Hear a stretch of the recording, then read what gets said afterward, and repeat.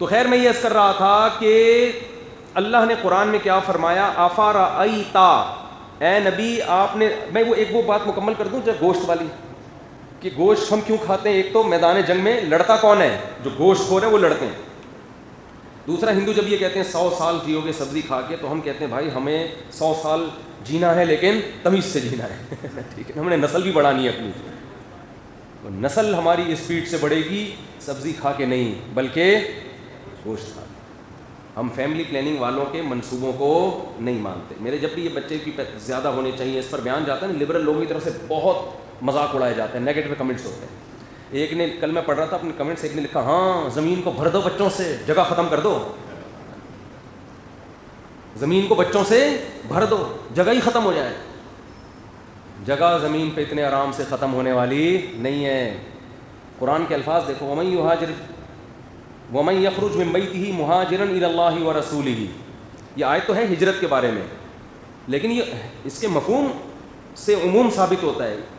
یجد فی الارض مراغما کثیرا وسعا، زمین میں نکل کے دیکھو بہت وسعت نظر آئے گی. زمین ابھی ہزاروں کلومیٹر لمبے لمبے جنگلات ہیں، صحرا ہیں. اتنی زمین، اب صرف ایک بلوچستان کی زمین ایسی ہے کہ پورا پاکستان وہاں سما جائے نا، پھر بھی بہت زیادہ حصہ خالی رہے گا اس کا.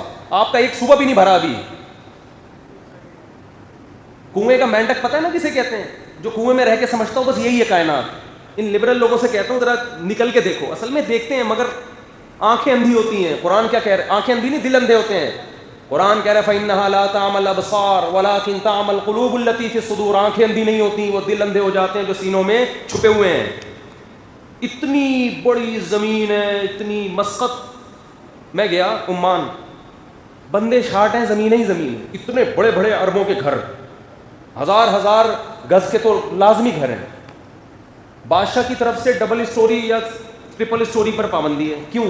وہ کہہ رہا ہے اتنی بڑی زمین کا کرنا کیا ہے؟ پھیلو نا، بھرو تو صحیح اس کو. اور 15 بچے اربوں کے پیدا ہوتے ہیں. 1000 سال سے مسقط کو بھرنے کی کوشش کر رہے ہیں، 5% یا 10% بھی نہیں بھرا ہوگا اب تک. اتنی بڑی زمین ہے. اللہ نے جب زمین کو بنایا تو اللہ کو پتا تھا پہلے سے، وَقَدَّرَ فِيهَا أَقْوَاتَهَا. اللہ کہہ رہے ہیں ہم نے انسان سے پہلے انسان کی ضرورتوں کا سامان زمین میں پہلے پیدا کیا ہے کہ کتنی اسپیس چاہیے، کتنے بچے پیدا ہوں گے اور ان کی کتنے خوراک کے ذخیرے زمین میں دفن کرنے ہیں. عزت دار میزبان وہ ہوتا ہے جو مہمان کے آنے سے پہلے گھر میں گنجائش بھی دیکھتا ہے کہ میرے جو ہے نا وہ مہمان خانے میں 100 افراد بیٹھ بھی سکتے ہیں کہ نہیں سکتے. مہمان 200 بلا لیے اور آپ کی بیٹھک میں 5 آدمیوں کے سے زیادہ کی گنجائش نہیں ہے، تو یہ میزبان پر تانا ہے. نہیں آ رہی میرا خیال بات سمجھ میں؟ تو اللہ کہتے ہیں ہم نے انسان کے دنیا میں، اور بلکہ الٹا ہوتا کیا ہے، 100 آدمی آئیں گے نا تو کھانا 150 کا پکوایا جاتا ہے.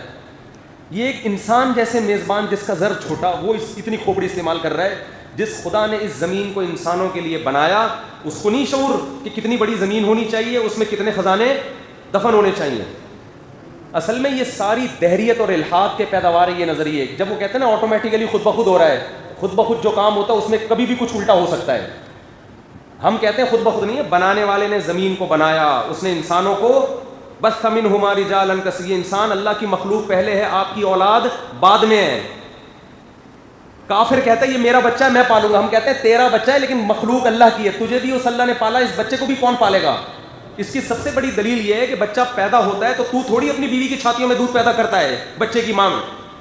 پیدا وہ خدا کرتا ہے جس نے بچے کو پیدا کیا، پیدا کر کے بتا دیتا ہے کہ اس کی ذمہ داریاں اور اس کی ضرورتیں پوری کرنا میرا کام ہے.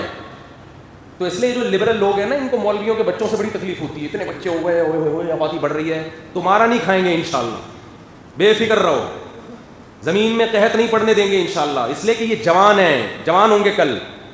اور جہاں جوانوں کا ریشو زیادہ ہوتا ہے، بوڑھوں کا ریشو بولو کم ہوتا ہے. اس کا مطلب ارننگ کے ذرائع زیادہ اور کھانے والے کم. یہی چیز ملک میں اور خاندانوں میں ترقی کا ذریعہ بنتی ہے. جس گھر میں کمانے والے زیادہ ہوں، کھانے والے کم ہوں، وہ گھر خوشحال گھرانہ ہوتا ہے. جس گھر میں کمانے والے مارکیٹ سے شارٹ ہوں، کھانے والے زیادہ ہوں، وہ غربت کا شکار ہوتا ہے.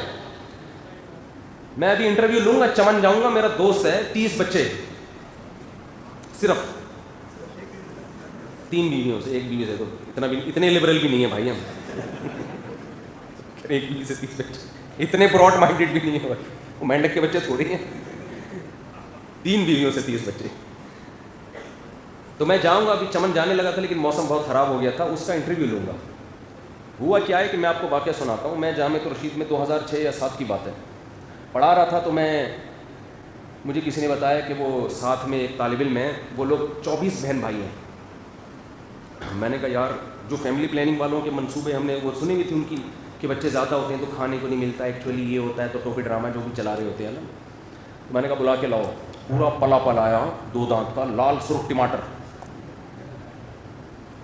میں نے کہا یار تم تو خوراک کی زیادتی تو لگ رہی ہے، کمی تو کہیں بھی نظر نہیں آ رہی. میں ان کے گھر گیا، سوراب گوٹ میں رہتے تھے وہ، ان کے گھر گیا، ان کے والد صاحب سے ملا. میں نے دیکھا ٹرالی میں گھر کا راشن آ رہا ہے، ٹرالیاں کی ٹرالیاں آ رہی ہیں، تو اللہ کھلا رہا ہے یار. تو طلبہ نے مجھے کہا یہ تو 24 ہیں، ایک ہے 30 والا. وہ چمن کا تھا، اس کو بلایا تو وہ اس سے بھی بڑا قد بھی، حالانکہ 17 سال 18 سال اس کی عمر تھی، یہ ہائٹ اور یہ لمبا چوڑا.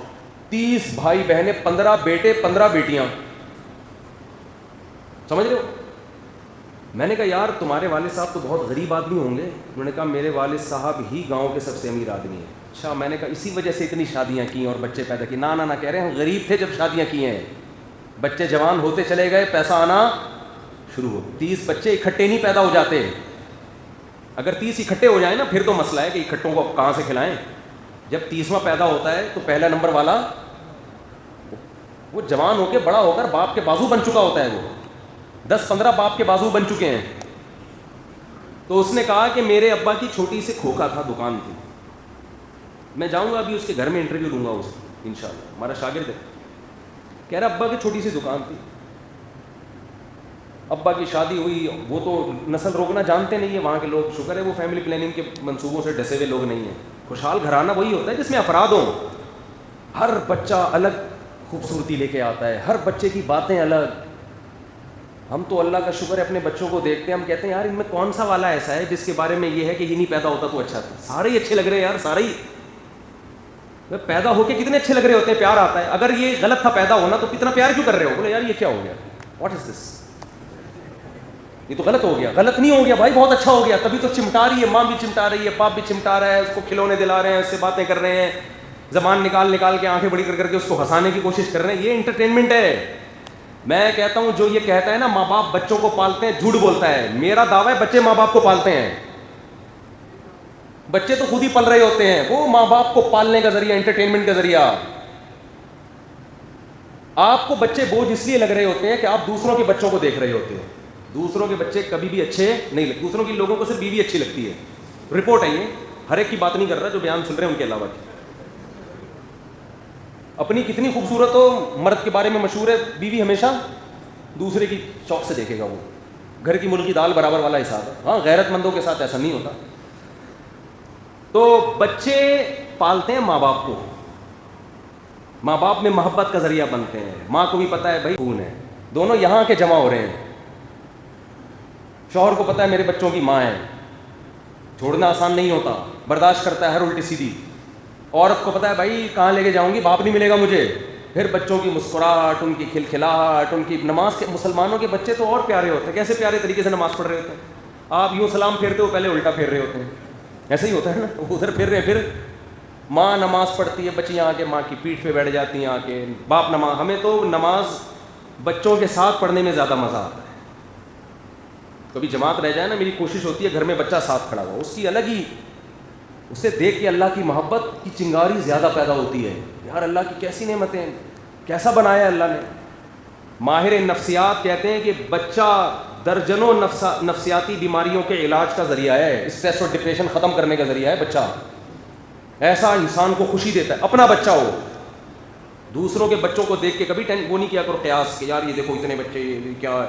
جب آپ کے ہوں گے پھر لگے گا آپ کو یار یہی تو رونق ہے گھر کی. تو وہ 30 ماشاءاللہ، جلدی سے بات کو سمیٹ کے ختم کر رہا ہوں. 30 تو میں نے جب اس کو بلایا میں نے کہا یہ تو ٹھٹرا ہوا ہوگا، اس کے حصے میں تو دونے والے. ہاں ان کے ابا کی چھوٹا سا کھوکا تھا. بچے پیدا ہوتے گئے، جیسے جیسے جوان ہوتے گئے ہیں باپ کے ساتھ بزنس میں. جو بیٹے تھے وہ باپ کے ساتھ بزنس میں، 15 لڑکے 15 لڑکیاں باپ کے ساتھ بزنس میں ہاتھ بٹاتے گئے. اتنا بزنس پھیلا ہے کہ 30واں بچہ آنے سے پہلے پہلے کروڑپتی ہو چکے ہیں. آپ کے پاس اگر بچوں کو پڑھانے کے پیسے نہیں ہیں تو نہ پڑھاؤ یار, ٹماٹر بکواؤ ان سے, ریڑھی لگواؤ, کوئی مسئلہ نہیں ہے. یہ ریڑھی والے بھی جہنم میں نہیں جائیں گے. کیوں اپنے دماغ میں سارے ڈاکٹر بنے, سارے انجینئر بنے؟ کچھ نہیں ہوتا, ریڑھی لگائے گا, رکشا چلائے گا, کوئی ٹینشن کی بات نہیں ہے. یہ تو ہمیں یہ لبرل لوگوں نے ہمارے دماغ میں خناس بھر دیا ہے کہ سارے یہیں تک پہنچیں گے. ضروری نہیں ہے. تو میں نہیں کہہ رہا کہ آپ کا بچہ ساری زندگی ریڑھی لگائے گا, آپ نسل مت روکو, لیکن دیکھو ریڑھی سے ترقی کرے گا, وہ ترقی کرے گا. میں نے تو دیکھا ہے اپنی آنکھوں سے. ایک وقت آئے گا اس کا بزنس ہوگا, تو ان کا بزنس پھیلتے پھیلتے دبئی چلا گیا. ملازمین رکھو گے نا, وہ چوری کریں گے. اپنے بچے باپ کے بزنس کو چلاتے ہیں اپنا سمجھ کے, وہ محنت کرتے ہیں اس میں. کہہ رہے ہیں میرے ابا پگڑی باندھ کے گھر میں بیٹھتے ہیں اور دسترخوان لگتا ہے لمبا, 15 بیٹے اور 15 بولو بیٹیاں. مزہ ہے یا نہیں ہے؟ عزت ہے. پھر پوتے نواسے الگ. یہ 2 بچوں میں تو میرا تو دل چاہتا ہے ان 2 بچوں کو بھی عیدی سینٹر میں جمع کرا دوں. اس تکلف کی ضرورت کیا تھی آپ کو؟ یہ کوئی گھر تھوڑی ہے یار, یہ کوئی گھر تھوڑی ہے, یہ تو 4 دیواری ہے. وہ تو ہوٹل بھی 4 دیواری ہوتی ہے. گھر کا تو مطلب ہی یہی افراد ہوں اس میں. توکل کرو اللہ پہ, اللہ رزق کے دروازے کھولے گا. یہودیوں کی طرح کیلکولیٹر لے کے کیلکولیشن نہیں کرتے رہا کرو. ایک بچہ آ گیا تو اتنا خرچہ ہے, تو پھر دوسرا آئے گا تو ڈبل کر کے دیکھو, ضرب 2 سے ضرب دے کے اس کو 10 سے مفتی صاحب کے ساتھ 30 سے ضرب دیا تو بے ہوش ہو گئے. 30 سے تو مر گئے. یہ کیا کر دیا مفتی صاحب, مروا دیا. وہ بھائی جیسے جیسے پیدا ہوں گے اپنا اپنی روزی لے کر آئے. بیٹیوں کی وجہ سے رزق ملتا ہے. تو خیر جلدی سے بات کو سمیٹوں, کیا کروں. تو وہ سارے پلے پلائے لمبے تڑنگے. پھر اتنے بیٹے ہیں تو باپ نے کچھ بیٹوں کو تبلیغ کے لیے وقف کیا ہے, کچھ بزنس سنبھالتے ہیں, کچھ سال کی جماعتوں میں نکلتے ہیں, کچھ کو عالم بنانے کے لیے وقف کر دیا. بھائی 2-4 عالم بنیں گے, جن میں ایک وہ تھا جس سے میں انٹرویو لے رہا تھا, وہ میرا شاگرد عالم بن گیا. 2 بچے 3 بچے ہوں گے, عالم بناؤ گے تو گھر کی روٹی دال کون چلائے گا؟ ہے بھائی. لوگ کہتے ہیں کہ اتنے بچوں کی تربیت کیسے ہوگی؟ بچے خود آپس میں ایک دوسرے کی تربیت کر رہے ہوتے ہیں. اب یہ جو بڑا بیٹا ہے, باپ تھوڑی 30 کو پال رہا ہے.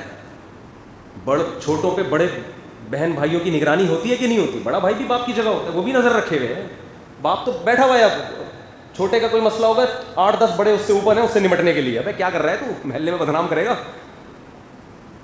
لوگ کہتے ہیں اتنے بچے, اور پھر فرض کر لو بگڑتے ہیں, اسپیئر میں 2-3 بگڑنے کے لیے رکھا, کیونکہ ایک ہوا نا بگڑ گیا تو آپ کی تو نسل برباد. اتنے میں اگر 2-4 بگڑ بھی گئے ٹینشن نہیں ہے بھائی, اتنی ٹینشن دفعہ ہو, یہاں سے بگڑ گیا تو بگڑ گیا, 10 ابھی اور بھی ہیں. بیٹیاں بھی دل بہلاتی ہیں باپ کا, اور کہہ رہے ہیں ہمارے یہاں تو رشتے بھی زیادہ آتے ہیں بیٹیوں کے, کیونکہ میں سب کو پتہ ہے کہ یار ان کے ابا نے 3 کیے ہیں یا 4 کیے ہیں تو ہمیں بھی دوسری پر پابندی نہیں ہوگی. اس بیس پہ رشتے بھی زیادہ آتے ہیں بیٹیوں کے. سمجھتا نہیں ہے نا بات کو, جب پڑھے گا نہیں رات کو تو سمجھے گا کیسے بات. تو تھوڑا کشادہ ذہن کرو اپنا. یہ ہر وقت اتنی بٹوا نکال کے گنتے رہنا, اتنے پیسے ہو گئے, بیگم کو یہ کھلا دیا, یہ ہو جائیں گے. یہ یہودیوں والی سوچ ہے, مر جاؤ گے اسی ٹینشن میں. اب خوشحال گھرانہ ہو, خاندانی ہے, بیگمات بھی بھلے پھڈا کر رہی ہوں, 4 بیویاں پھڈے کے ساتھ بھی اس ایک سے اچھی ہیں جو محبت کے ساتھ رہے آپ سے.